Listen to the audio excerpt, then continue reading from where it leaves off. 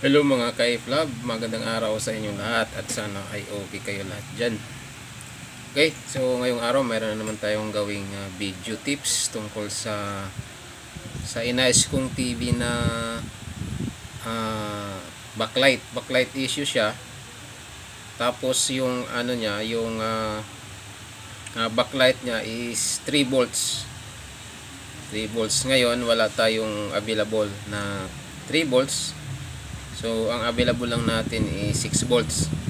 Kaya lang, ang TV na ito or yung inverter niya is mayroon pala siyang protection. May protection siya. So, nasa-sense niya na mali yung nilagay natin na backlight. Ngayon, kung lagyan naman natin ng external na DC-DC converter or inverter backlight driver, ganun pa rin siya nag-i-error. Okay, so samahan nyo ako mga ka-iflab, alamin natin at gawa natin ng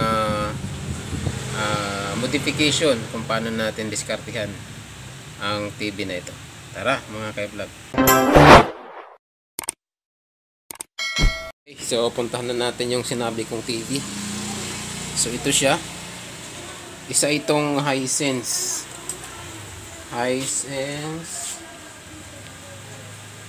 Ano ba yung ano nito? Ito. Yan. Ito yung model niya. Hisense 32E5600. Okay, so ito na siya. Nalagyan ko na siya ng backlight. Or napalitan ko na. Ito yung nalagyan natin ng backlight. Ayan. Ang voltahe ng backlight nilagay natin is 2 watts 6 volts. Okay, so yan yung pinalit natin dahil wala na tayong available na 6 volt tawag nun 3 volts. So 6 volts yung nilagay natin. Okay, so ilagay ko lang tong ilaw para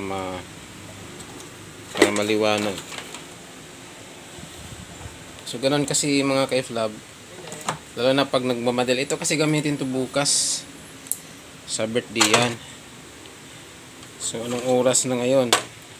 Gabi na rin kasi na dala sa shop. Okay, so ito yung original niya. Yan. So iti-test natin yung voltahe niya. At tayo ng backlight tester. Okay, so on lang natin. Ayan, testing natin yung isang bulb. So ito kasi hindi naman siya lahat sira, ang iba okay pa naman, kaya lang papalitan na natin ng lahat ng bago para walang backjob. Okay, baliktad yan, baliktad. So dito sukin natin siya. Ayan, so umilaw na siya, umilaw na siya. Ang voltahe niya is, teka lang, nagkamali tayo, dalawa yan eh. So dapat isa lang. Saan ba tayo tutusok dito? Bukan natin ha.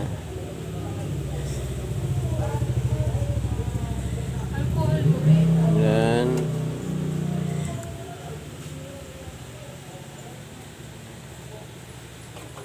Dito. Ayan. Ayan, isa lang yung umilaw. Yung kanina kasi dito siya eh. Connection ng dalawa yan, ayun, dalawa. Okay.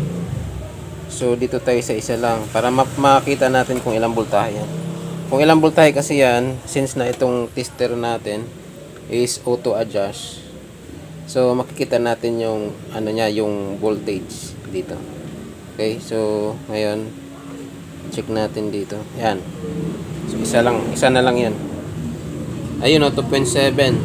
So ang voltahe niya or ang voltage ng ano natin, LED natin is 3 volts. So 3 volts lang siya. 2.7, 3 volts na yan. Round off natin yan. Okay. Yan, 3 volts. Okay.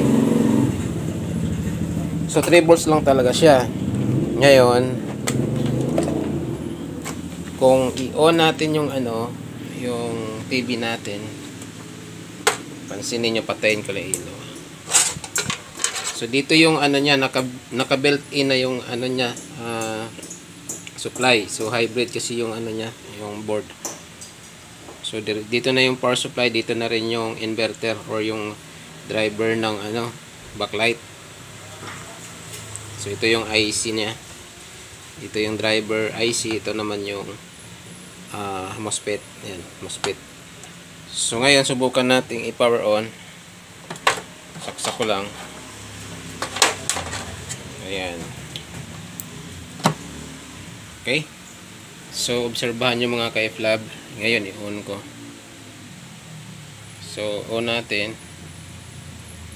Ayan, nag-ilaw yung backlight. Tapos namamatay na. Balik siya sa standby. Namo, on natin. Iilaw. Ayan. So pansinin nyo dito. Ayan, mag-ilaw yan dyan. So on natin. Ayan, umilaw siya. At namatay at bumalik sa standby. Dahil nadidetect niya na mataas yung backlight nilagay natin. Hindi niya kaya. Kasi naging times 2 na yung kailangan na voltahe labas dito para mapagana to. Ngayon, ang error detection dito nasisense niya, kaya pinapatay niya ulit pati yung buong TV. Yan.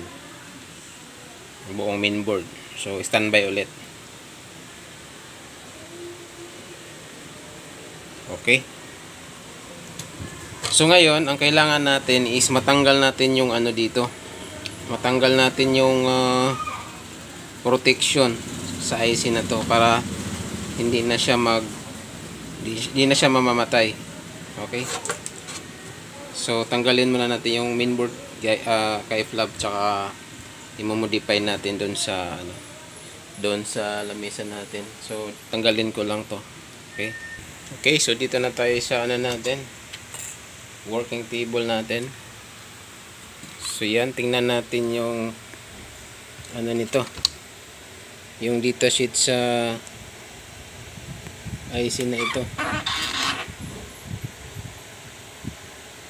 Okay, yung number nito.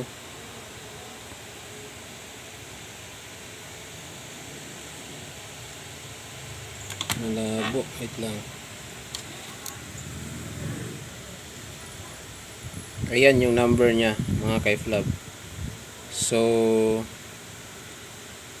HOZ1GN. Okay. So kailangan nating makuha yung natin, yung diagram dito. Okay, so tingnan natin kung mayroon bang available na diagram dito. Or di kaya hanapin na lang natin yung protection pin dito. Okay. So ito na ka-FLAB, i-drawing ko na dito yung IC natin. Okay. So ang dumi ng kamay natin dahil magawa tayo ng printer kanina, hindi pa tayo nakalinis. Ayan. Ink lang yan, ink. So focus lang tayo dito sa protection pin. Okay, so i-drawing natin yung IC natin. So ito siya.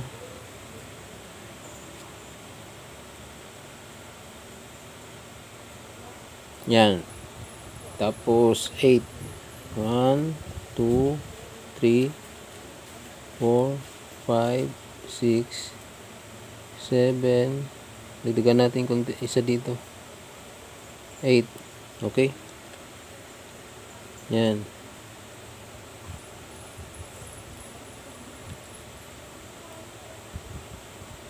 Okay. So ito yung 1, 2, 3, 4, 5, 6, 7, 8. Tapos 9, 10, 11, 12, 13, 14, 15, 16. Okay? 16 ano siya? 16 pin. 16 pins. Okay? So 8, 0, IO, 80, Z1, ZN. Yan yung number niya. So diretso na tayo dito sa natin sa protection pin. So ang protection pin nito is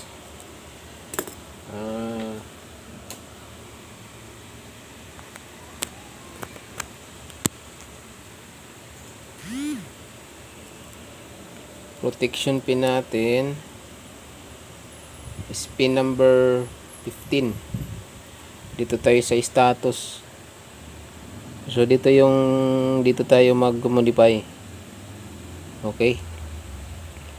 So ang connection kasi dito mayroon siyang resistor. Yan. So mismong dito sa board dito. Yan. So ito i-drawing ko lang to. Ayan. Kung ano yung connection diyan, yung transistor tsaka dalawang resistor yan. Okay, so ang resistor niyan dalawa. Ito yung dalawang resistor. Meron pang isa dito. Yan. Tapos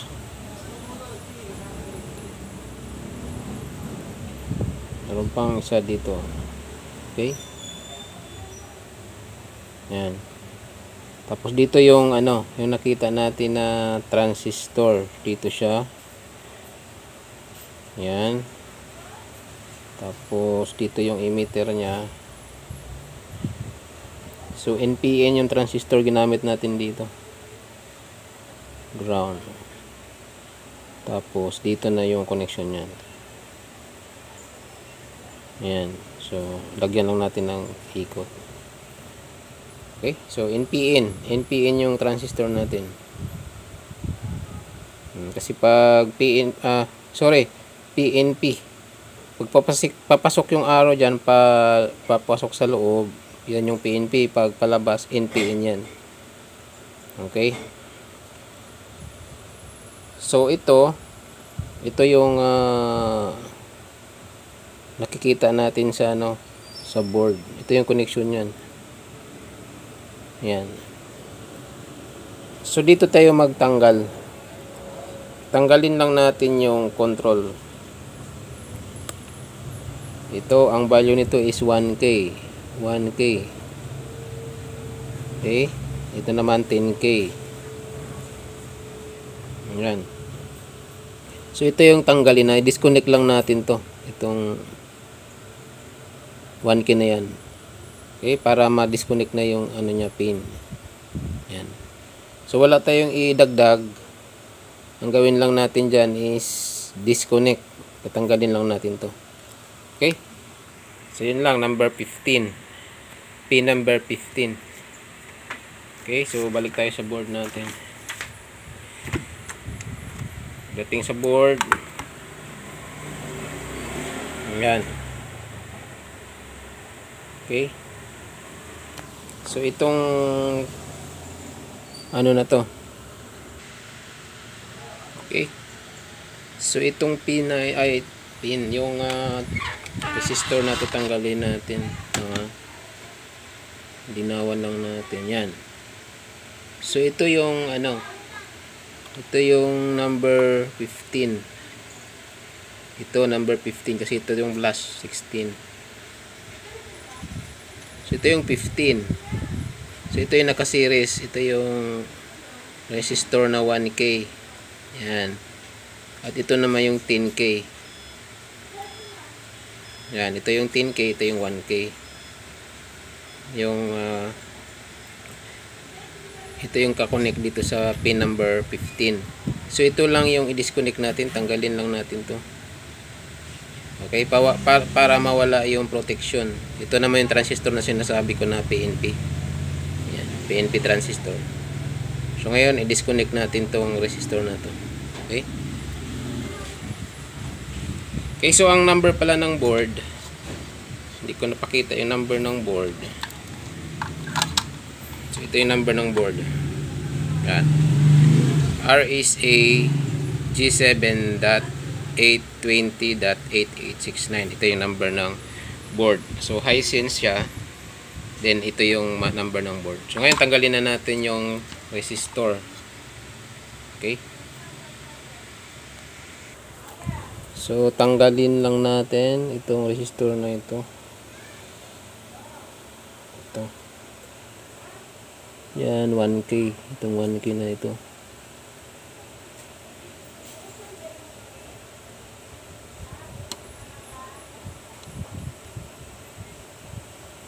Yan. Okay. So natanggal na. Idikit lang natin dito. Pero hindi na natin solder lang natin sa kabila. Ayan, ano na yan. Na-disconnect na yan. Ayan. Yan, disconnected na yan.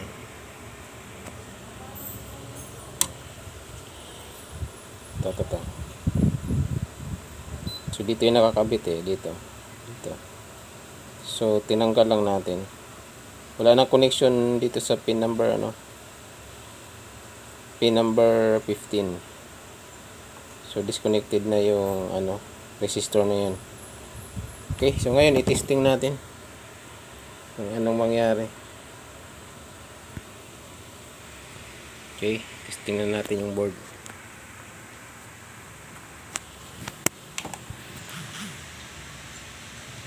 Testing.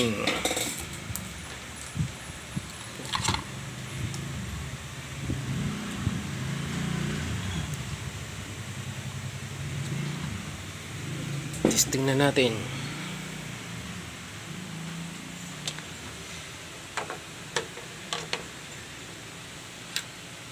Ito yung mahirap mga ka-F-Lab kung maubusan ka talaga. So hindi naman maiwasan yan. Kaya kailangan talaga na marunong ka magdiskarte. Marunong magdiskarte pagdating sa mga ganito. Kasi hindi naman pwede na pwede na kumpletuhin mo talaga lahat ng pyesa sa shop mo. Hindi pwede yan. Kasi maubos yung mo dyan. Yung pangbili. Kailangan kung ano lang yung kailangan. So ngayon nagkataon lang na wala yung wala kang 3 volts na concave yung ginamit na backlight pala mga ka-F-Lab. Okay, so ngayon subukan natin kung anong mangyari na. Saksak natin.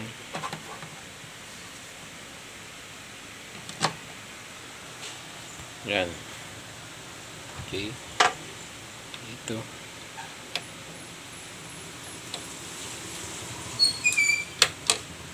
Yan. Try natin kung anong maging outcome. Ayan. Okay. Nag-initialize na siya. At hindi na siya namatay. Ayan. Hindi siya namatay pero suserbahan natin yung ilaw.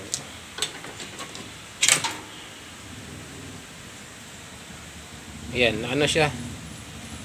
Parang flicker yung ilaw.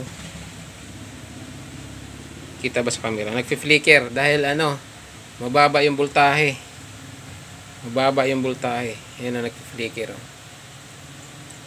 Hindi siguro gaano mapansin sa camera, pero pag sa visual ko, sa tingin ko, talaga nagfi-flicker yung kinukulang ng voltahe. Okay, so mayroon pa tayong sunod na gagawin dito para maging accurate yung voltahe niya. So dito pwede na kasi nating pwede rin tayong mag-boost up pa dito sa nito, sa control, voltage control. Kaya lang mas na yun mas hindi natin masigurado kung maging accurate ba yung natin, maging accurate ba yung pagbo-boost up natin. Baka mamaya masobrahan. Okay, baka mamaya sobrahan, maliwanag, maganda na yung picture niya, tapos yung pala nasobrahan yung settings natin dito kung i-modify pa natin yung voltage control. So ang the best nito, maghiwalay na lang tayo ng inverter, backlight inverter or backlight driver, para walang maging problema. Kasi mahirap na kung mag-back job ka ulit, baka mamaya yung backlight mo hindi umabot ng isang buwan dahil sa pag-modify mo dito.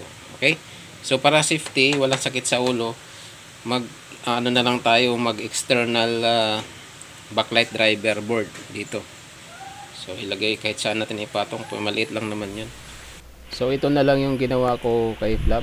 Gumawa na lang ako ng DIY kasi naubusan ako ng yung isang klase, yung board talaga siya na galing sa yung nabibili sa online.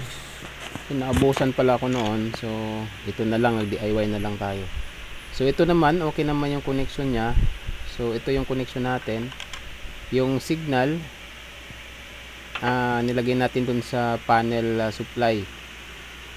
Okay, so regarding sa na yan, DIY backlight driver na yan, mayroon din tayong hiwalay na dyan, yung video tutorials, okay, kung paano gagawin yan. Okay, so ito na mga ka-Flab, kung mapansin nyo, umilaw na siya. Ayan, malinaw na malinaw yung ilaw. Okay, so yun na lang ginagawa natin para talaga matapos. Ayan, so malakas na yung ilaw.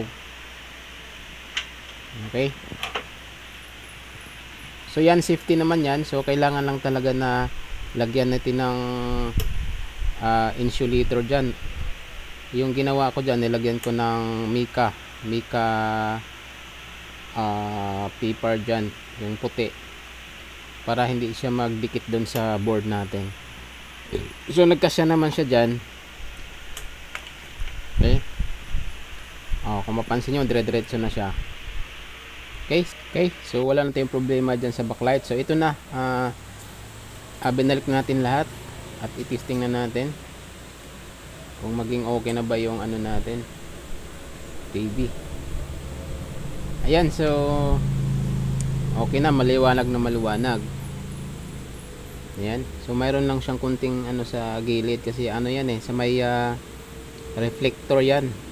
Yan sa likod nagmamarka, parang pinasukan ng tubig, kaya yun, mapansin nyo yan sa may kanto, mayroon siyang puti-puti. So walang kinalaman yan doon sa backlight saka yung sa panel. Sa may sa lang yung reflector, yung reflector ng ilaw. Okay, so ito na, okay na yung display natin.